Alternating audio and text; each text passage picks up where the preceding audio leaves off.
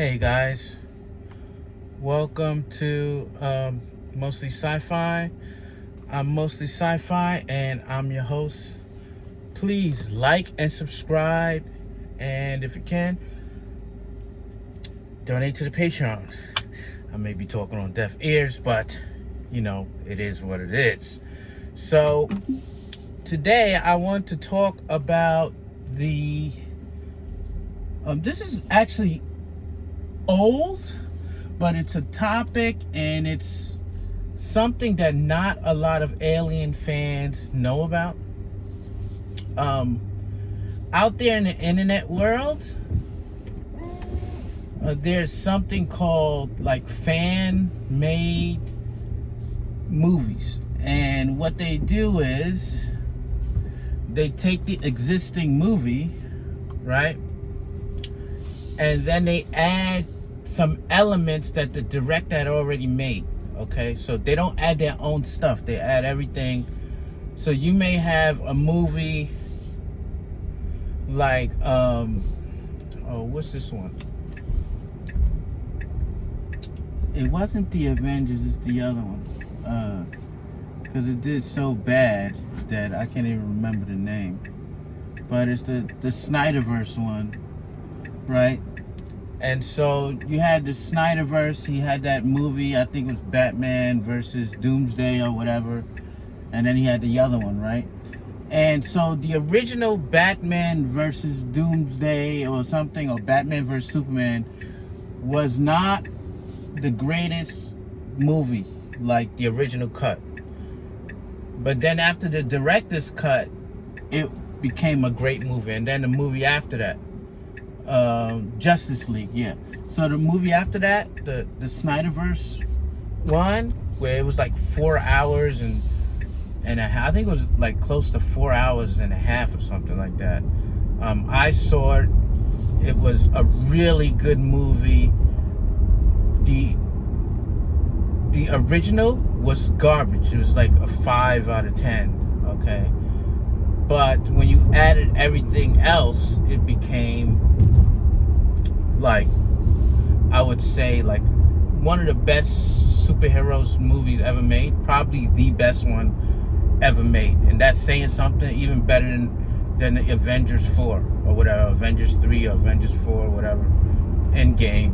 I thought the Snyderverse one of Justice League, the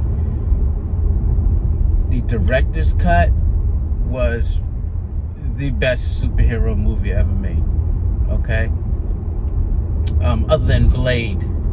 Other than Blade. So you do have these cuts out there, right? And so the cut that I'm talking about is called, there's two cuts actually, okay? There's one called Prometheus Chaos Edition, okay?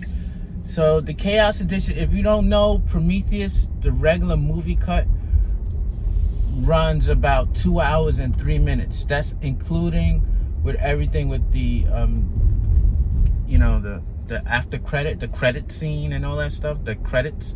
So you can say, you can take like 10 minutes off of that, right? So if it's an hour, if it's 2 hours and 4 minutes, you would say it's probably like an hour and 47 minutes, something like that.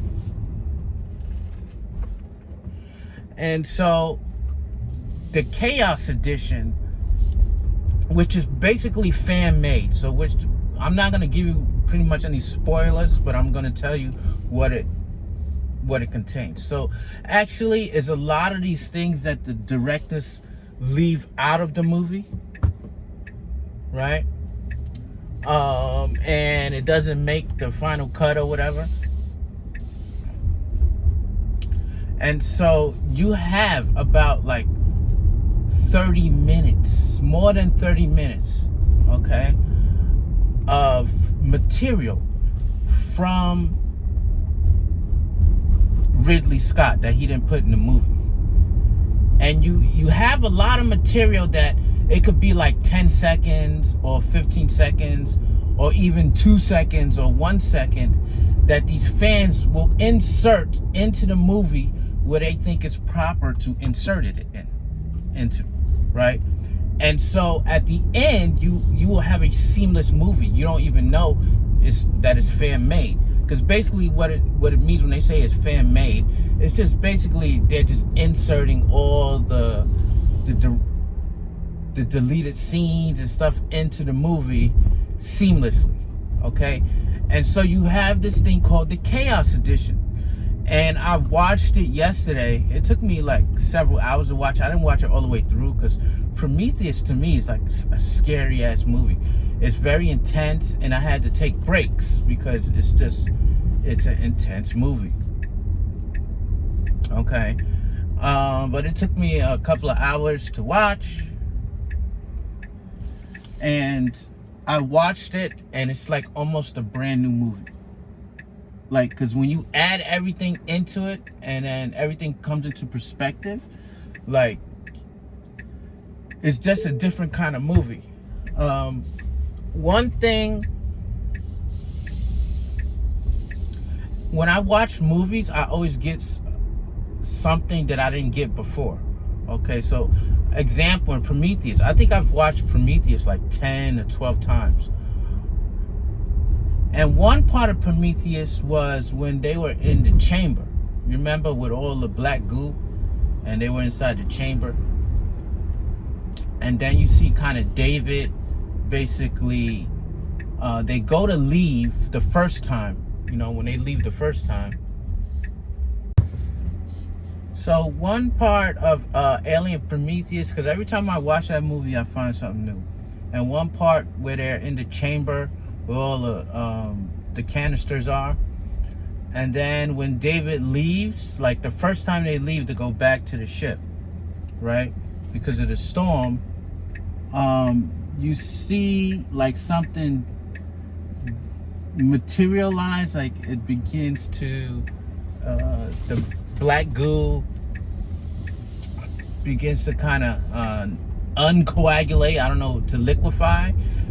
And then you see a worm, and I always got the worm part, but I never put 2 and 2 together, because I always assumed that the worms were already in the chamber, right? But they were not. And that's when I was thinking back to Alien Covenant. And Alien Covenant, you know, you had like organic life on a planet, right? So then I was like, oh, David tracked a worm from outside the Promethean ship. That ship. Okay, not the Promethean ship, but outside the engineer's ship. He must have tracked a worm on his boot when organic life was sensed inside the canister, inside the chamber. Then that organic life interacted with the black goo. And the reason why it didn't interact with the humans at that moment was because all the humans had clothes on. So they had clothes and spacesuits. So there was no way for these kind of organisms to get inside and infect them. So that's where the giant worms came from. And I was like, oh, that's where they came from. They weren't already in there, right? They came from outside the ship, and they were tracked in or whatever, right? But that being said, the Chaos Edition of Prometheus, they give it like a 7 out of 10, like 7.7 out of 10. IMDb gives it that. I give Prometheus like an 8 out of 10, because in order for you to like a movie, it got to be rewatchable again and again and again. And what people had trouble with, they had too many questions. Like, there was too many questions, and they felt like it wasn't finished. And I kind of like that there were so many questions that were left unsolved, okay? And so when you go back and watch the movie again and again, you kind of can solve the puzzle by yourself, right? The current puzzle that I'm trying to solve and the current questions that I have is, we know that the canisters were weapons, right? They were weapons of mass destruction, but they were canisters at the time. Mm-hmm. And then in Alien 1, in the original Aliens, you basically had the same type of ship, but instead of canisters, you now have eggs, and they were of mass destruction too. That basically they have mass destruction. So what happened between the canisters when they were turned into canisters and when they were turned into, like, you know, when they were turned into these eggs, right? And when they were turned into organic material. And then how long were these aliens, were the engineers out for? Like, was every ship down? Because you remember that Elizabeth Shaw, she left at the first ship. And then she took David and they found another ship. He's like, there are other ships all over the planet. So you say not one ship got off that planet to go and bomb Earth? Like, at the same time, this craziness happened to all ships? And the things and the monsters that did that, where are they? Right? Because we know that the xenomorph is tough, right? It's a durable beast. It can last for years and years and years. Is there a lifespan or whatever? Is it 35,000 years? How long have they been under? Why is it so pristine clean in that place? You know, so, you know, I got a couple of questions and all that stuff, but, you know, in movies, you just have to, like, assume stuff and just let things go. And I think that Prometheus did enough of that to make it a classic. I think Prometheus is a classic movie without the director's cut. This people don't realize it yet. They don't realize it yet that it's a classic movie, but it is a classic movie. If you ask me to think of like 10 kind of crazy moments in movie history, one of those got to be when Elizabeth Shaw takes that thing out of her stomach. Like, that was one of the craziest things I ever seen when I saw it to the movies. I was like, holy crap, you know. And it's a shame that, you know, it's like 10, how many years? 12 years, and we only got 2 parts, and now they starting a series all over again. And, you know, there was something saying that this guy was going to do a remake. Or, no, he was going to make a part 3. As of June 24th, Ridley Scott said he's going to continue the franchise. I don't know how, because he's going to be 90 in like 3 years. This dude got a crazy work ethic. But anyway, what I want to tell you is that the movie is down in the... I'm going to give you 2, okay? So I'm going to give you Prometheus. Of course, I'm not giving it to you. It's from another person. I found it somewhere. It's called Prometheus Chaos Edition. 2 hours, 37 minutes. It's crazy. Okay? And then you got one which I didn't see yet, so I'll let you know on that one.